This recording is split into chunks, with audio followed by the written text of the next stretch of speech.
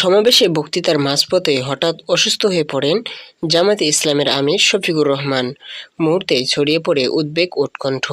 বর্তমান তিনি কোথায়, কেমন আছেন তিনি, বিস্তারিত জানব এই ভিডিওতে। শনিবার 19 জুলাই 2025 রাজধানীর ঐতিহাসিক সোহরাওয়ার্দী উদ্যানে অনুষ্ঠিত জামাতের রাজনৈতিক সমাবেশে হঠাৎ অসুস্থ হয়ে পড়েন দলের আমির ডাক্তার শফিকুর রহমান।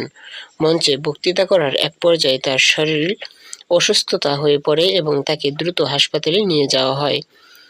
সমাবেশ থেকে দ্রুত রাজধানীর একটি বেসরকারি হাসপাতালে নিয়ে যাওয়া হয় তাকে।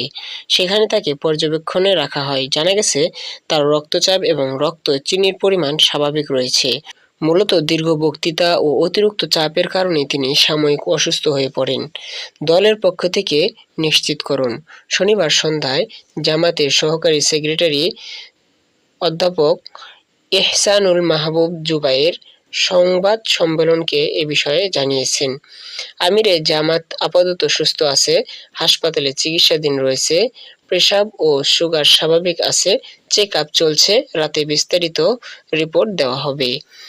নায়েবে আমিরের বক্তব্য। নায়েবে আমিরের মন্তব্য। রাত 8:30টার দিকে জামাতের নায়েবে আমির সৈয়দ আবদুল্লাহ মোহাম্মদ তাহের বলেন, তিনি এখন শারীরিকভাবে সুস্থ। আশা করছি কিছুক্ষণ বিশ্রাম নিয়ে বাসায় ফিরে যাবেন। জনগণের উদ্বেগ প্রতিক্রিয়া।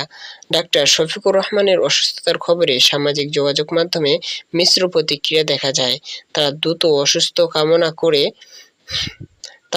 সুস্থতা কামনা করে দলীয় নেতাকর্মীরা দোয়া মাহফিলের আয়োজন করেছে বলে জানা গেছে।